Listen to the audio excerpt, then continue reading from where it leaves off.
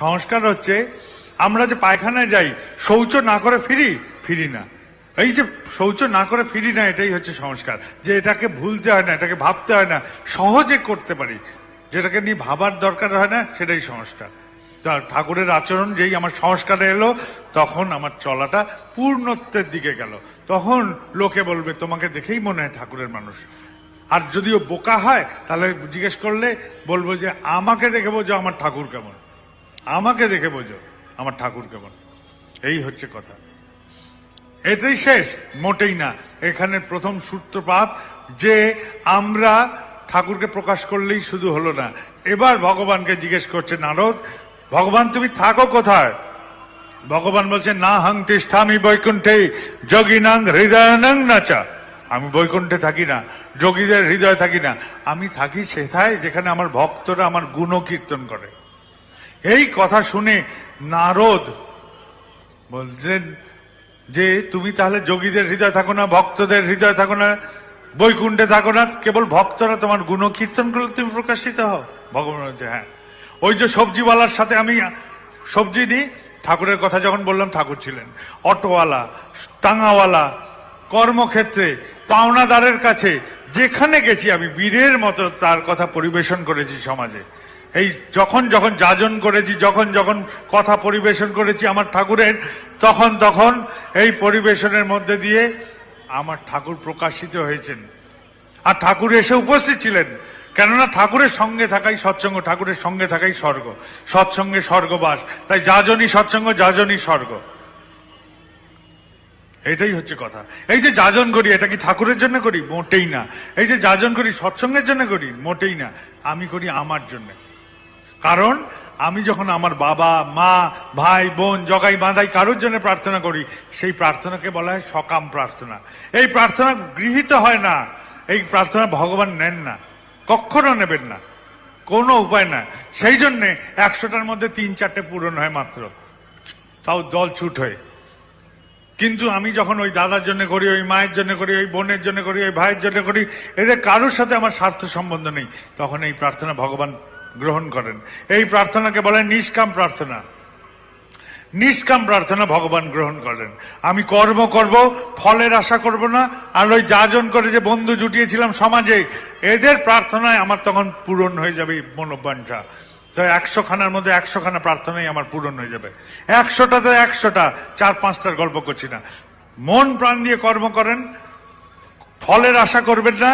আর বন্ধু জোটান সমাজে, সে যাজন করেই হোক, চা সিঙ্গারা মিষ্টি খাইয়ে হোক, যেভাবে হোক বন্ধু জোটান। ওই বন্ধুদের প্রার্থনাতেই আপনার মনোবাঞ্ছা পূরণ হবে, হবেই হবে। এছাড়া আর অন্য কোনো গতি নেই, এটাই উপায়। আর কি? এই প্রভু এইসব বন্ধ করেন, পরে করবেন। এবার এছাড়া কি আর উপায় নেই ভগবানকে প্রার্থনা শোনানোর? নিশ্চয়ই আছে। আর একটা উপায় আমি বলছি, সেটাও একটু কঠিন। আমার এক পরিচিত জন কলকাতায়, আমি আছি শুনে কাঁদতে কাঁদতে এসেছে। তার ছেলে চাকরিতে জয়েন করেছে, তাকে কেউ বিষ খাইয়ে দিয়েছে। ছেলের অবস্থা খুব খারাপ, আইসিইউতে ভর্তি। ডাক্তার বলেছে কোনো প্রাণের আশা নেই। কাঁদতে কাঁদতে এলো, আর আমি গালাগাল দিচ্ছি, যেহেতু আমার চেনা জন। বলে কোন সাহসে তুমি বলেছো ঠাকুরকে তোমার ছেলের প্রাণ ভিক্ষা দিতে? কেন বলেছ? কেননা আমি তো ভাবি ওই বাচ্চার মতন ম্যাঁ ম্যাঁ করলে মা যদি বুঝতে পারে, তাহলে ঠাকুর কেন বুঝতে পারবেন না আমার কি লাগবে? আমি এই সূত্র ধরে তাকে গালাগাল দিলাম। সে তখন বলছে আমি ঘাবড়ে গেছি, ওই হয়েছি সেই হয়েছি। কান্না দেখে আমি জিজ্ঞেস করলাম তোমাকে ডাক্তার কি বললো? বললো কোনো আশা নেই। আমি জিজ্ঞেস করলাম তোমার বাপের বোন কি বলছে? বলে কোনো আশা নেই। বাপের বোন বলছে কোনো আশা নেই, ডাক্তার বলছে কোনো আশা নেই। আমি বললাম এখন যাও ঠাকুরের কাছে, গিয়ে কোনো ছল করবে না, কপট করবে না, অন্তরের অন্তঃস্থল দিয়ে মৃত্যু কামনা করে আসো। বলছে মৃত্যু কামনা? বলে হ্যাঁ মৃত্যু কামনা। গিয়ে ঠাকুরকে বলো আমি এক নিরুপায় বাপ, আমার সাধ্য অনুযায়ী আমি তার চিকিৎসা করাচ্ছি। যদি তার মৃত্যুতে মঙ্গল আসে ঠাকুর, তাহলে ওকে মৃত্যু দাও আমার ছেলের। আর যদি প্রাণ ভিক্ষা দিলে ওর মঙ্গল আসে, তাহলে প্রাণ ভিক্ষা দাও। দুপুর 1:30টার সময় এই প্রার্থনা জানিয়েছে ওই লোক।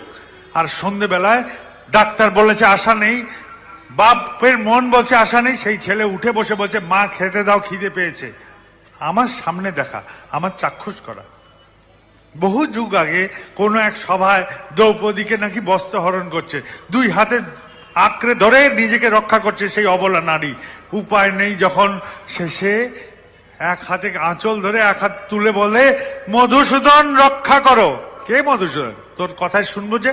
তুই এক হাতে প্রার্থনা করছিস, এক হাতে তো আঁচল ধরে আছিস, তোর কথা শুনবো না।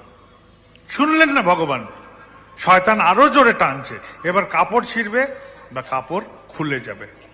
দ্রৌপদীর আর কেউ বাঁচানো নেই, যখন এক হাত তো তুলেই দিয়েছে আগে, এবার দুই হাত তুলে দিয়ে বলল যখন, হে মধুসূদন রক্ষা করো, তখন কাপড় এসে ছুড়ল একদম পুরো পাঁ পাঁ পাঁ পাঁ করে। আর শয়তানের দ্বারা কোনো অশুভ কার্য করা গেল না। এই হয় উপায়, যদি সম্পূর্ণ সমর্পণ কেউ করে ঈশ্বরকে, তিনি শুনবেন। আর নচেত কর্ম করো, ফলের আশা করো না। কর্মের প্রার্থনা জানানোর, নিষ্কাম প্রার্থনা জানানোর বন্ধু জোটাও সমাজে, তাদের প্রার্থনায় তোমাদের 100টার মধ্যে 100টা পূরণ হবে, 100টার মধ্যে 100টা, আর কোনো অন্য উপায় নেই। এই হচ্ছে